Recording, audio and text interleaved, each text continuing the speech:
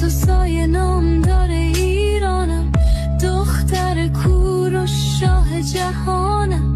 من مادر خشایار شاهم، همسر داریوش پادشاهم.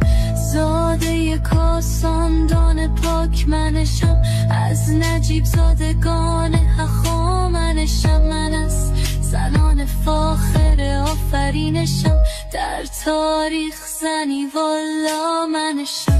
من زنی سیاست مدارم، من رهبر تصمیمات دربارم. فرزندانم همه تاج دارم، من زنی آتش به اختیارم. همچون مردان در پیکارم، هم مبارزم هم آموزگارم.